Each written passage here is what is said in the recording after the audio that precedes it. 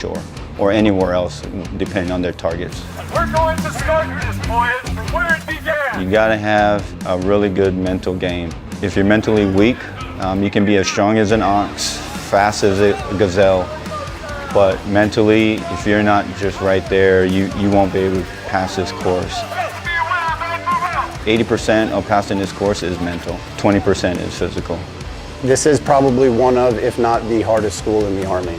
We bring our students down here and we physically train them probably to the hardest that any of them have ever been in their entire military career. Go!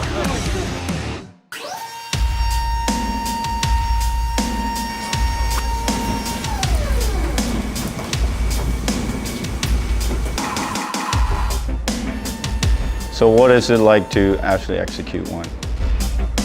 So one, it's very challenging to get approval. And a lot of times is because the safety factors and the risk when it comes to diving is very high. But it's not necessarily high if the safety protocols are there. And that's what we're teaching our students, but also we're informing our leaders up higher to really let them know, like, hey, this is maritime operations and this is what we do. That is the biggest challenge that we have, is getting approval.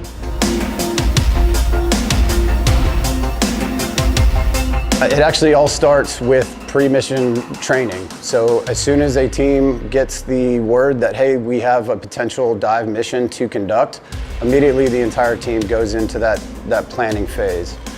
They'll plan out, they'll look at the tides of the area, the geography, how the bottom of the ocean looks, what the tides are doing, and then they'll start training for that on what's called a dive requalification. All in all, from start to finish, from that order being given to the conducting of that mission can be 6 to 8 months worth of train up just to conduct that mission. It's very important for that train up because this is truly the one time where a commander does not have any control or communication with his team while they're subsurface. Give it a little tug. You're going to take this side, plug it in, give it a little tug, and then again, you're going to crack it on and ensure that nothing is leaking or that none of the hoses pop out. This is the only thing between you and your boat sinking, all right? Right now what we have going on is we're constructing our combat rubber raiding craft. The versions that we have here are the wing boats. And so the configuration that we're going to be constructing them in is going to be rolled duck configuration. So that way we're able to push these out of a UH-60 helicopter. We're going to jump in after it, and then we're going to unfold these and inflate them utilizing our single 80 tanks. Right now, we're constructing them, and we're going to check them to ensure that we don't have any failed inflations out on the water, because that could be the most detrimental part to our mission in the maritime environment. Check it out. Scheme of maneuver for today, all right, it's going to be slick, combat equipment, rolled duck. Everybody good with that? So our first iteration, or our first lift, is obviously going to be slick. I'm going to get all of the CDQC guys out of the bird first. So that's going to be 9 total personnel and 1 UH-60, 9 in the other.